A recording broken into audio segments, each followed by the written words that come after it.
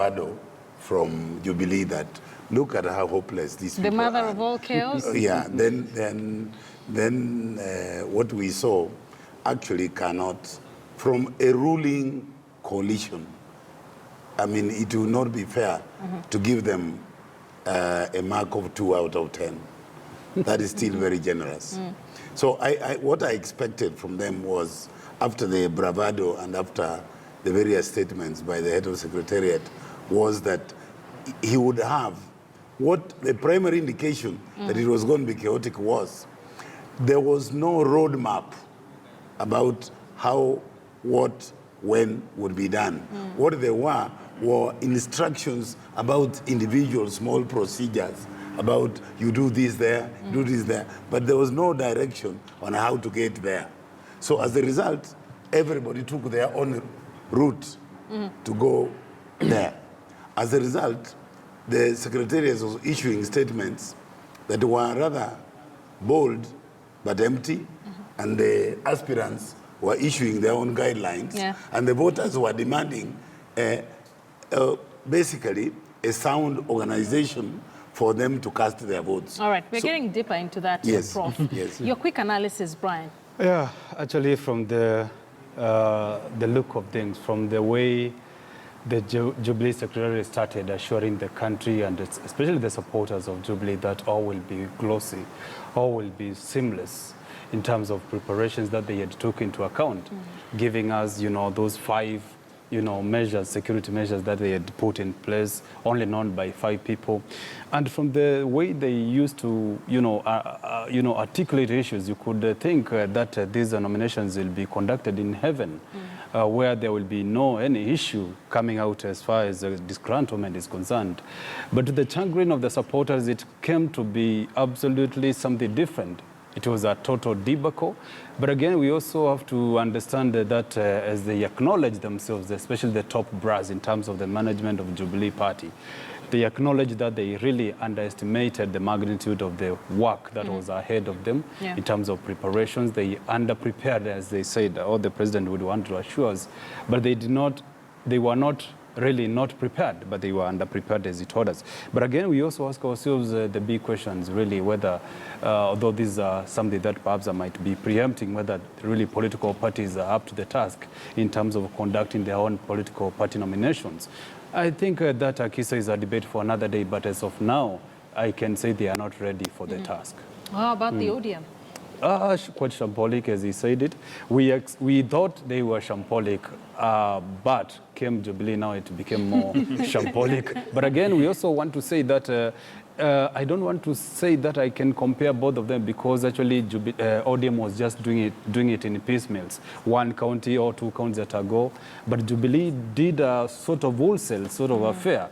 And if there were chaos in two counties which are conducting their affairs, that was Busia and Kajiado at the same time, and if that was also brewing some issues, suppose they were also doing 21 counties like Jubilee at the same time, it would have been mother of all, chaos, I suppose. But does that not mean that ODM knows what nominations are like, and they would not be ambitious to put 21 counties at a go? By the way, they knew, and that's why they did not want to venture into that. But again, if you look at the nature of the issues that came out, they were quite different.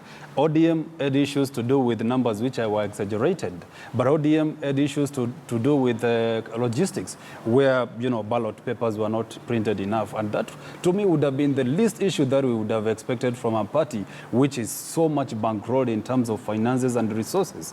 Coming up with less than 50% of the ballot papers being printed, that means that they really, as they told us, they really underestimated the whole process. Dismiss. Well, three things come to play. Number one, in Kenya, wherever there is any program or process taking place, the people managing the process always want to make money. When you look at the ODM primaries and Jubilee primaries, they would have been conducted in a superior manner if the commercial interests had taken a backseat. Like, for instance, when you look at Jubilee as a political party and their nominations, a polling station, say, has got 1,000 registered voters. Why would you want to print 200 ballots? Why would you imagine that you're only going to have a 20% turnout?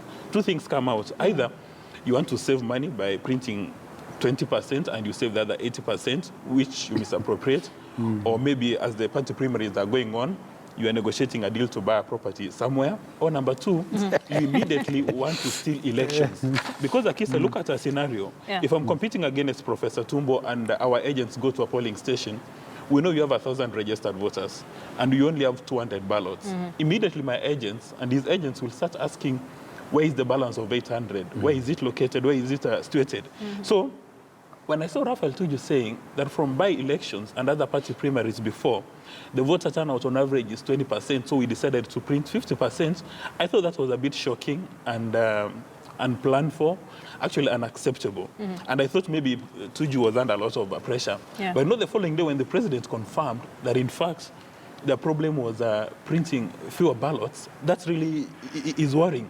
And then still back on Jubilee, one wonders where Kenya is going. Because for the first time in any democratic process, the aspirants call off elections. The aspirants call off party primaries. I mean, in Embu, you had Cecily Mbarire and the governor saying these primaries are not taking place. Mandogo. And then I saw a few Mandago. minutes later, now Raphael Tuju coming after the horse has bolted and saying, wait, aspirants have no authorities to, cancel or nullify the party primaries. And then you go to ODM. ODM now and Jubilee play in the same league in terms of preparation for the party primaries. Because, again, how would you allow returning officers to be affiliated to one particular aspirant and you give them authorities? Because from some parts, especially in Kisii, where Professor Tumbo comes from, some of those returning officers had marked ballots in favor of one candidate. So you begin to wonder, in Kenya, do we actually have political parties? No, we don't. We have special purpose vehicles. But these special purpose vehicles, why can they try to behave in a manner suggesting that, in fact, they respect democracy? And when you analyze the ODM nominations and you analyze the Jubilee nominations, you come to the conclusion that the aspirants, all of them are clever thieves. So now it depends on who is clever than the other. If you're clever than all the other aspirants, then you win that election. It's politics of interest. Yeah, sure. Yes. Let's take a look at the top page of the Sunday Nation. The inside story of Jubilee nominations mess. Among the highlights that they've put on the top page is that tough wars, interference, fight for tenders, and last-minute staff changes blamed for failed Friday primaries across the country. Of course, the president apologized to the party supporters with the promise of proper planning to ensure that the exercise is free, fair, and credible. And the ruling party has announced the new dates for the polls in counties from tomorrow to Wednesday. So days like tomorrow, we will be seeing counties like Nairobi hold their nomination exercise. But something very interesting here. Tough wars, interference, fight for tenders, and last-minute changes. Should we really be having such issues? It's fight for tenders. Because you see, as we indicated earlier on, for Kenyans, our appetite for making money is so high that it shocks everybody. You want instant tea, you want instant coffee, and now you want instant riches from the electoral process. Because even part of the reason why IBC is in trouble is as soon as commissioners get appointed, they want to become principal suppliers. Part of the reason why we had a crisis in IBC during the last election is a number of commissioners who are supplying transport services, logistics, and everything. So if a company owned by a commissioner doesn't deliver, there's no way the chief electoral officer can make a call. The same thing happened with Jubilee. The guys who are given the responsibility to deliver a free, fair, and credible election, but they don't care about that. They're saying, in wakati wa kura, in wakati wa kutengeneza pesa. So for them, priority is to make money, even if you're going to compromise the quality of the process. I think. Do you agree with him? Yes, as far as that point is concerned, I agree with him, but I would like to extend it further. The ruling or the overarching interest in the political contest of this type is political advantage. Political advantage to enable you now and in the future to control power and control resources. So why I agree with him is because acquisition of financial resources in an electoral process in Kenya is a primary driver towards superiority. Secondly, I wanted to comment on the issue of the Jubilee nominations. I'm looking at it from a somewhat different perspective. My belief is that the principles, however distant, they attempted to be, each of them most likely had their agents trying to take advantage of the process on the ground. As a result, in some constituencies, some wards, they very frequently have a preferred candidate, but they don't, front him, obviously. Then what happens when feedback states that the candidate is not doing well, then traditionally the process is stalled, pole, until their person gains advantage or comes to the front. Now, this is particularly so in certain parts of central Kenya and most parts in the Rift Valley. I was in communication with some constituencies, and what I was getting is that in one constituency, a candidate favored by a particular principle was doing rather badly. So the idea was, we don't want that candidate to be defeated. The chance stall the process so that if this thing doesn't work very well, we can get an opportunity to do a boardroom nomination. So what you're saying is there is more to the failed Jubilee nominations than what meets the eye? Yes, sure. Do you think so, Brian? But that's the nature of political parties and nominations, Akisa. We can't take it away from that. The fact, and I want to delve on two issues that you have raised from that excerpt. Yes. And this talks about the issues of, sudden change of the swap. I mean, in terms of swappings of the officials, where maybe Dismas Doti is going to administer as a presiding officer in a polling station B, only to find himself in polling Z. I think that was strategic, first of all, and every party has its own strategic ways of handling issues. Maybe that was actually, to me, if I would be asked, was actually to avert any sort of compromise, because when somebody has stayed in a certain presiding station, is likely to be compromised before the actual nomination happens, and therefore they saw that, or they foresaw that at an earlier sort of stage, and maybe thought it would be wise to do a swap. Secondly, the issue of tenderpreneurs actually taking advantage of the whole process, or the issues of infighting within the party. I think that one we cannot again take it away from that, because every opportunity brings another opportunity for someone else, because the nominations and the politics is always a multifaceted sort of an arrangement where various stakeholders are all interested. There's one who is interested in clinching the party. There's another one who is interested in supplying something. There's another one who's interested in managing, the whole process. And therefore, all these kind of interests have to be sort of, have to converge at some point. And this converges has to hit with some sort of dander that the result actually happens with this kind of confusion we are seeing. And therefore, the infightings and the underlying sort of machinations under the party, I think is something that perhaps is not, isolated to Jubilee alone. It is actually something that cuts across all the political parties in the country. And therefore, I think the biggest problem that Jubilee faced was mostly underestimating the whole process. As Dismas said that the top brass in terms of Tuju and the company saying that they can only print according to what they had foreseen before that earlier nominations, people tend to turn out in low numbers, and that's the kind of estimate that they used. I think to them that's the most undoing thing that they did, if you may ask me, Akisa. I do not subscribe to yes, I do not subscribe to that thinking. It was a damage control exercise. If you look critically between the lines, the standard practice when you are going into an election or into any other project is that you plan at the optimum. If there are 1,000 voters, the minimum you can provide to start with is 1,000 ballot papers. Then not 500. Not 500. That's why I said it was their undoing, actually. Then you provide another 200 or 300 just in case there is an overflow.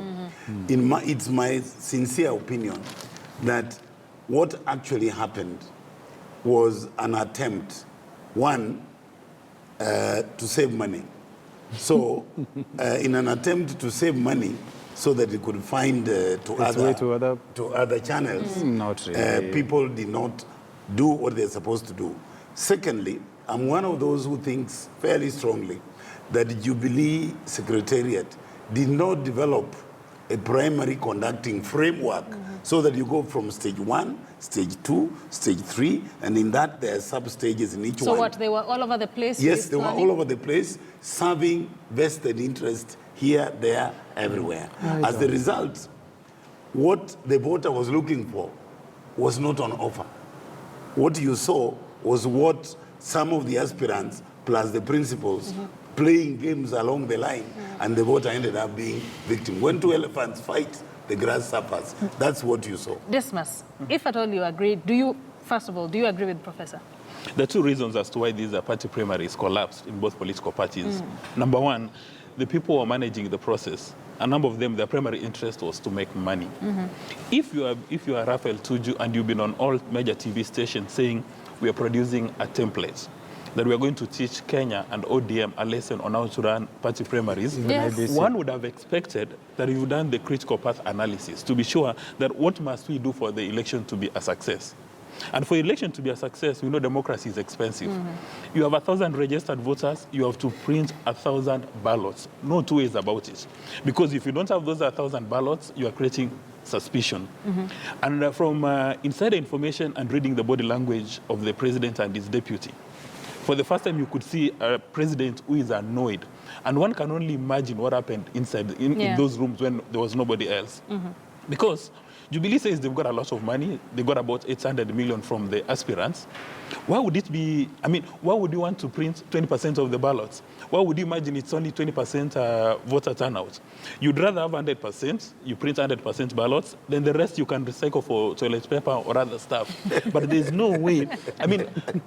Take a scenario, you go to a polling station, 1,000 registered voters, and then you have 300 ballots. So what happens to the rest? Is it fast come, fast served, or you tell people, hurry while stocks last, hurry while the ballots last, come you cast your ballot. And then obviously, number two, it would be very naive for us to imagine that every political party doesn't have a preferred candidates. And I think it's important for every elected leader in any political party to have a preferred candidates and even make them public, provided they do not compromise the quality of that operation. Like, for instance, that's what is happening in Kisii. The governor and some senators, they've got a list of preferred candidates. Those are the people who are given the opportunity to influence the nomination of the returning officers and presiding officers. And on that point, sorry to cut you short, Dismas, when we take a look at what happened in the Rift Valley, Bomet County, Uasin Gishu County, and Kericho County, the elections, the nomination exercise was, nothing happened in those counties. Like at night, the aspirants in Bomet had already called off the exercise even before they begin at 5 a.m. the next morning. And a number of the people we were talking to and the aspirants were saying the deputy president is interfering. He has a list of his projects he wants to install on us, and we will not agree with that. Now, that's a pregnant point. Let's go to Uasin Gishu, where the president comes from. Yes. The governor, Mandago. The deputy president. The deputy president, The governor, Mandago, has been a personality you can almost describe as docile. You can easily say he's the chief sycophant to the deputy president. But for the first time on the nomination day, he comes to the streets, and I saw this on live TV, and I was shocked because he had a huge crowd. People were doing war cries. I wouldn't understand the local language, but from people who understand the language, they were saying it was a declaration of war. So many guys. And when all of them were standing in the streets, but when he came, at the flick of his fingers, everybody sat on the tarmac or squatted on the tarmac. And then he said, we want to have a free and fair party primary, but people from the deputy president's office are interfering with us. And then when you read the subtext, he's speaking now not as a member of the Kalenjin community, but he's speaking as a Nandi, saying there's somebody from Keyo, there's somebody from Marakwet, who said to be, his name is Buzeki, the deputy president's business partner, who is being forced on us. And we are not going to allow this to happen. And then he was in the company of some rather sitting members from Nandi.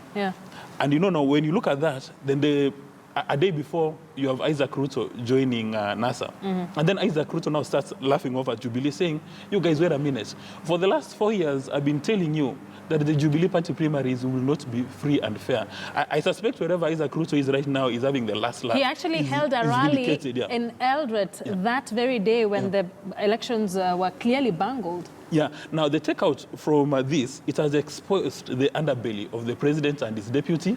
And for the first time, you can see the deputy president is a shaken man. Because when you have a governor, we said to be docile, we said to be very loyal, all of a sudden, commanding the entire city and giving instructions and people following instructions, that's a very serious. And you know, for the longest time, Makisa, we've indicated governors in Kenya are a threat to our national security. Because governors in Kenya have stolen a lot of resources, they've got a lot of money, and you know, if you steal somebody's cow, it's very easy for you to slaughter and enjoy it as you so deem fit. Unlike when you've actually taken the pains to nurture the cow. So these guys have got a lot of disposable incomes, and they can do whatever they want. And I suspect the person who's really lost from the Jubilee Party primaries is the deputy president. Because wherever he's seated, he's beginning to wonder, wait a minute, what gives Mandago the guts to look at me in the eye and accuse me? Because again, you note the president has not disassociated himself from those remarks. Because Mandago said there's a fellow by the name Farouk Kibet, another fellow by the name Ruben Maio. Those are the ones who have got the preferred list. And in the event, again, I don't know really whether the deputy president has got good advisors. Because now he has taken charge of the planning for the repeat exercise. All right, Dismas. What happens if the exercise is a failure? That's enough. I think What happens if the exercise is a failure? Let's All not right, make it Dismas. one-sided. Brian does not seem Akisa. to agree with you. Oh, yes. I think some of the sentiments are on the extreme. And I want just to delve on the issue of where he's actually saying that governors are a threat to security. I want to assure him that coming from the school of thought and from the practice that I do as a governance expert, I think devolution seems to be the best news that this country has ever achieved since independence. And actually going by the records, if you sample what we have actually been able to achieve for the last couple of years and what we have lost when we were in the wilderness at times of Kenyatta and Moi, I think these two are uncomparable, Akisa, if you may ask me. And therefore, I think we can only nurture devolution and maybe learn the ropes as we try. We also continue to implement. But again, I want also to go back to something that you had raised before in terms of, political parties have their own, favored choices in terms of candidates. I think we all have to appreciate that political parties normally, as I said, it's a multifaceted player sort of affair, where there are financiers, those who want to clinch the tickets, those who want to supply something, and et cetera, et cetera. And for instance, when you look at the person of Buzeki, whom I'm told is so much loaded that you can only want him to be on your side when it comes to politics. I think it is very hard to separate or to balance that act, where you have a candidate here who is actually supporting you financially at the same time, while you're on the other side, you have another incumbent governor who has been actually brushing you on the wrong side. I'm actually wondering where Dismas has been referring this from, because time immemorial, we have seen Mandago actually brushing the DP in the wrong way. Take a look at the times of, the professor who had been transferred to Moi University. Mandago was on record openly, showing us that he does not really recognize the choices that have been imposed by the DP. So will he be paying for his sins? Absolutely. Now that's the word that I was looking for, Akisa. This is the time that is going to pay for it dearly. Let me make a clarification. Quickly. Sure. Yeah, because I think Brian is misrepresenting me. I said governors, as they are today, that are a threat to national security. How? I haven't said devolution is a threat to national Governors security. are champions. Devolution is solid. They are the custodians of devolution, Dismas. I think, Kisa, there are 2 points here. Dismas is making an allegation that governors are a threat to national security because of their quote-unquote ill-gotten resources from their positions, all right? And Brian is making the point that governance, devolution has been... the best thing that has happened to us as a country. Now, those two, please don't mix the two. I want to deal with devolution. First thing is, devolution has taken place, all right? But at its infancy, it's been badly managed. As a result, probably 10 to 15% of the resources committed to devolution have gone to benefit the citizen. The rest has disappeared into governors and other supporters' pockets. True. From that perspective, devolution as a concept has been highly successful, but devolution as a practice at the moment has been abused. Is honestly is traumatized. The second point I would like to make is that when you look at these governors, they are students of national government. Most of them were people working at the national level and were given their kingship at the periphery. Yeah. So all we did was to create opportunities for them to do what they are doing, given human nature. I'm not approving that what they did is a good thing, but once you get the resources, you will find, even you tomorrow, if you get 1 billion shillings, even the way you speak will change. The way you smile will change. Because there is a level of confidence that it brings about in your personality. Sure. 3, there is something else that is, to me, very significant.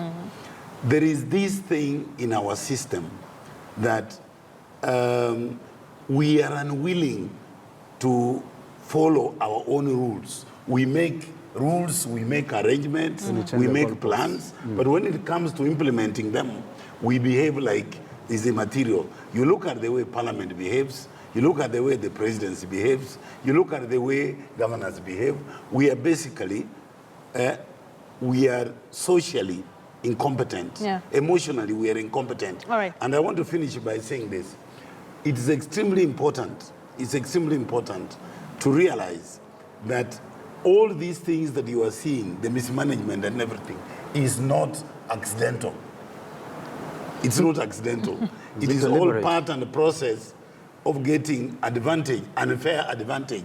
The ordinary citizen who expects to be given an opportunity to perform their patriotic duty is being deprived by vested interest. Yeah, that's really our problem. So in essence, this party primaries, and as we head into the August 8th polls, governors, as you allege, will be using the resources they've stolen from the county governments to install themselves once again as governors for another 5 years. There's an American saying, actually Victorian saying, "You pays the piper, calls the tune." Right now, at the county levels, governors have got unlimited access to resources. As the professor has indicated, about 15% of the funds which go to the counties actually end up in development projects. The rest, there are so many tenders. The governors have become the chief suppliers again to the county government. So they've got a lot of resources. And since a number of them I've got a list of preferred candidates because they want to maintain the status quo or maybe improve on their abilities to steal more. So they like to get a list of MPs, senators, and MCAs so that when they tell them jump, they don't ask why, they ask how high. And that's what is happening in Kisii, that's what is happening in Mombasa. I mean, you saw the other day a gentleman who used to work here, Mohammed, yes, shedding tears. He was hoping that if he goes to ODM, it's going to be a bed of roses. And he's just been surprised that, wait a minute, there's a kingmaker in Mombasa that you have to go and beg and tell him, I want to be part of your team. There's no way you would expect that, say, Governor Ongwae or Joe or Nyagarama are seated preaching in their offices saying, let the people decide. They've got their own team of preferred candidates. Now, the tragedy is when Mr. Raila Odinga sits at his office, pretty, and he doesn't intervene. And there's a lot of noise coming from all these, the aspirants. The problem is when Tuju comes and he tells us, I'm going to organize a military precision-like polls. And we are all waiting. And what happens the entire day? It's all shambolic. And I don't think shambolic is the right word because this is trauma. Now the nation has been traumatized. We may need another healing process. Because you can imagine people wake up early in the morning, say at 4 o'clock. They make tea and githeri. They go to the polling station by 6 o'clock. And 10 hours later, they have not voted. So in the evening, Tuju says, wait a minute, we have an issue with the power and safety. Everybody go back home. And yet, the same government has told us every primary school has got power, so there's not going to be a crisis in voting. So for me, I really think that our national leadership, all political parties, they owe Kenyans an apology. Because, for poor Wanjiko, who believes that if I'm a member of Jubilee, let me go and exercise my rights. So you sacrifice the entire day. You stop picking your tea, your cows, you go vote, Yeah. but your vote doesn't count. So bottom line on this, I want to ask to close on this, but on devolution and Sure. the governors down at the county levels, do we expect that they would largely influence the local politics at the county levels? They will, but sometimes we say, you know, the will of the people sometimes cannot be defeated. We have seen some pockets where some governors have also lost. Look at Taita Taveta. Maruti is home and dry now, waiting to go either as an independent candidate or to support whoever will be Mwandengu for that matter. But I also want to say that we have some loopholes in the law as far as devolution is concerned, Kisa, where you realize that governors still are enjoying, as much as we are still in the electioneering period, we need to have a platform where governors are not able to use the resources that they have or that they are custodians of. Look at the counties. They are in control of millions and billions of money in terms of cash and resources, vehicles, infrastructure, and even the personnel, because most of them are using even the existing personnel, the working staff, to campaign for them. And therefore, this kind of undue advantage that they normally have over the others, I think, should be checked in terms of adjusting the law somehow to ensure that they are not custodian of these resources by the time electioneering period starts officially.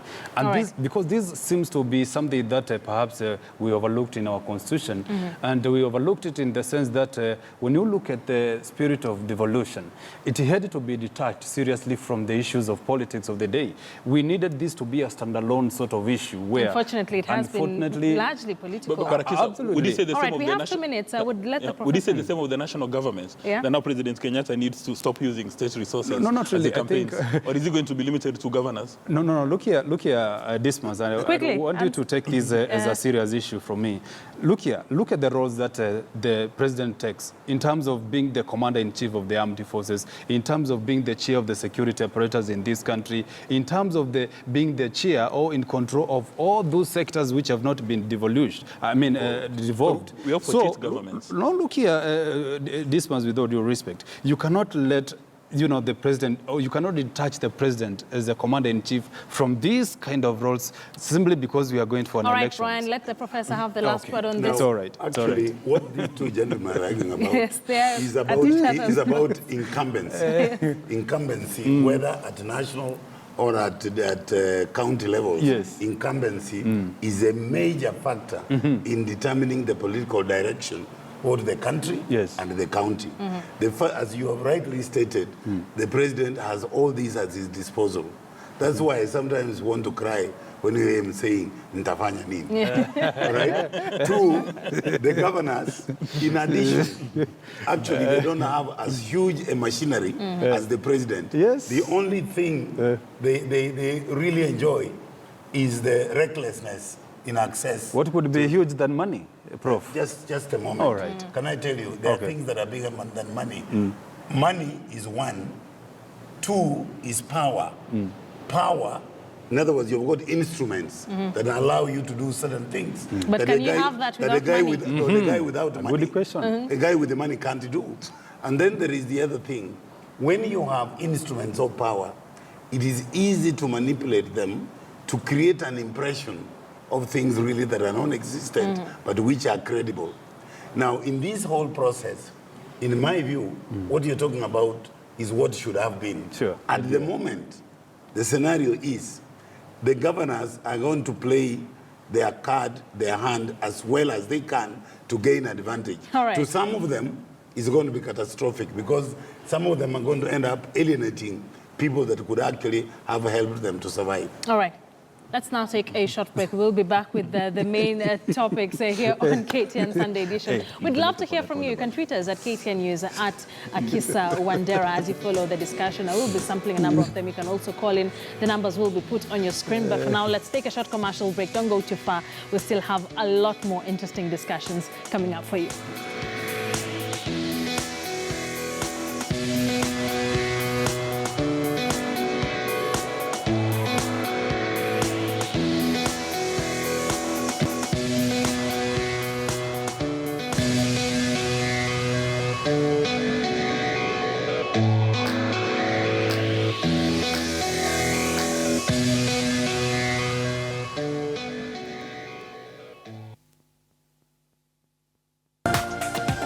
This is KTN News.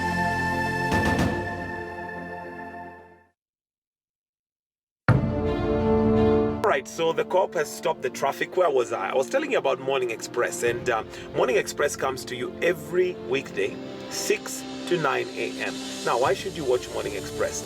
We take care of your political interests and, make sure that we have information that is true, that is factual, and that is on time. Secondly, we take a look at your health. Who doesn't want to be healthy in this day and age? Thirdly, we also look at things like Tech Central. And hey, entertainment has got to come in. Morning Express is where you want to be. Why don't you join us one of these mornings, 6 to 9 a.m. All right, traffic is open. Gotta go before I get caught. Bye.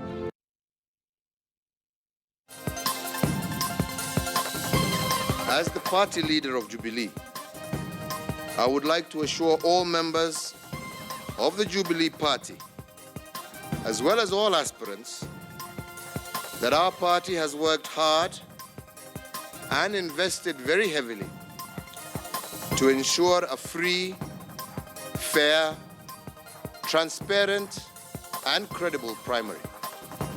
Let anyone that is considering using violence hear me clearly. It will not be tolerated, and you will face the consequences.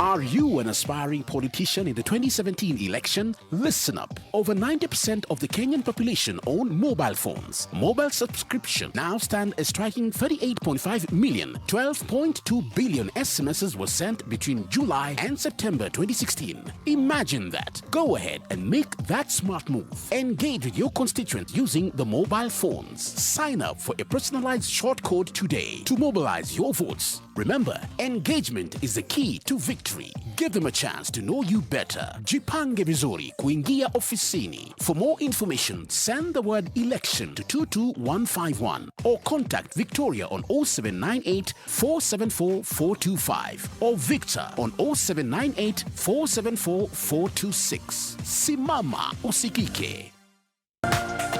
This is KTN News.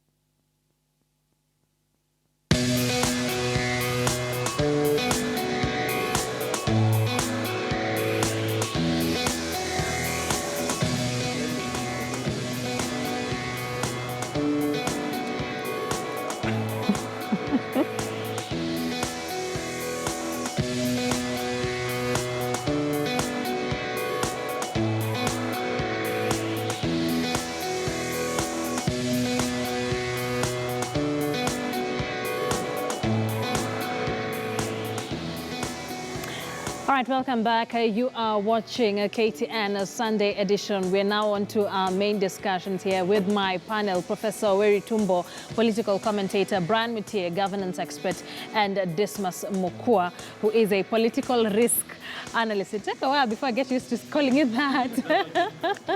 But away from the primaries, we'll be definitely getting back to that, as well as the president's apology. Something phenomenal also happened this week. Party leader of Chama Cha Mashinani and Bomet County Governor Isaac Ruto officially joined NASA as the fifth principal. He was welcomed by the four principals at the Bomas of Kenya. Let's just take a look at that story by our senior reporter Rita Tinina before we dissect into that. NASA, NASA, NASA. After weeks of anticipation on the choice of the NASA flag bearer, the opposition coalition had something to report. And we have made tremendous progress in arriving at the lineup that is going to lead this country. NASA says it has already agreed on a power-sharing arrangement, with reports indicating that the coalition will, among other things, create the position of chief minister if it takes over power. Munajua katika mila zetu, ng'ombe inagawanywa kabla ya kuchinja. Nani atabeba mguu ya nyuma? Nani atabeba mbavu? But supporters will have to wait one more week. The coalition will name its flag bearer on Thursday next week during a rally at Uhuru Park, and the principals are making an assurance. None of us will walk out of this arrangement. When we do hit the road, it will be a campaign like no other. The announcement will be made just a day after the IEBC deadline on party nominations. NASA now has 5 principals after the new kid on the block, Chama cha Mashinani leader, Bomet Governor Isaac Ruto, who says he has no presidential ambitions, was officially received into the coalition. Najiunga katika harakati ya kukomboa nchi yetu. Have today relaunched the Pentagon. It's the new Pentagon. And we want to make sure every vote counts. Nobody is too small. The entry of Isaac Ruto does not change the equation in the search for a flag bearer, a process that has in recent weeks shaken the coalition's unity.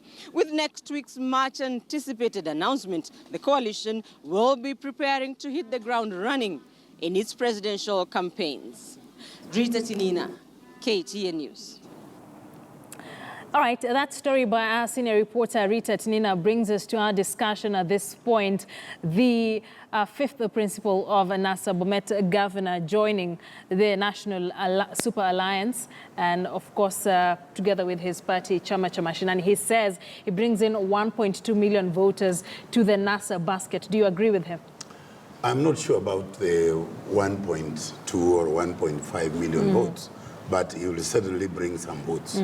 For me, this announcement is a major, major blow to Deputy President Ruto's control of Rift Valley. Consider that Pat, Kericho and Bomet constitute almost 50% of all the votes that Ruto controls. Yeah. So if a sizable portion of that vote goes to NASA, it is quite problematic. Secondly, to me, his coming is very well calculated, because you could see even when he was making the announcement, people, or even when they were having an argument in primaries, people were saying it is a Jubilee nomination exercise, but they were doing this. Yes, especially in Kericho. In Kericho, they're doing this, which means underneath they are CCM, in public they are Jubilee. That to me is a red, what you would call in American terms a red line. They have crossed it, and the DP cannot do it. Let me make one more point. There is a very important thing that is all over. These sort of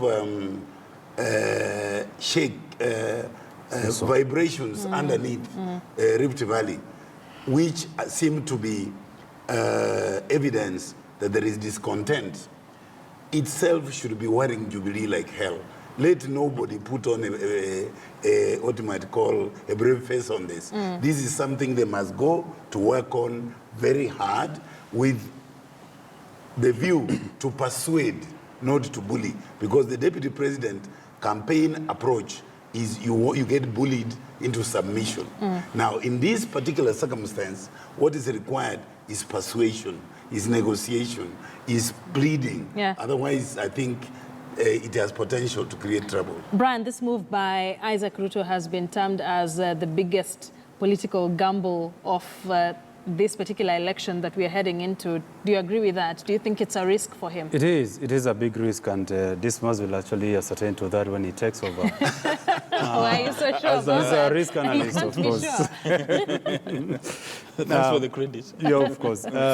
I just wanted to say that the spirit of this whole arrangement was the rebirth of the Pentagon. all along, Odinga has been actually looking for a situation where he would want to have a phase of the country in his NASA platform. And he has been working underneath to ensure that he persuades people of the likes of Isaac Ruto. And finally, he was able to catch the big fish from the Rift Valley voter-rich zone, Isaac Ruto. But what Isaac Ruto brings on board, apart from the 1.2 million or 1.5 million votes, as we want to be told, I think it is that kind of statement from NASA that look here, guys, we are able to penetrate even in your bedroom. We've made inroads. We have many inroads, including your bedroom, which is the Rift Valley, which is perceived to be the Jubilee's bedrock. And again, I want also to say that Isaac Ruto is coming as a strategist. He's not just a pushover. He's a man who is so much likable when he takes on the podium. He's able to draw upon votes to himself instantly. He's able to mobilize through his power and his ability to infuse humor into politics. I think, to me, is one big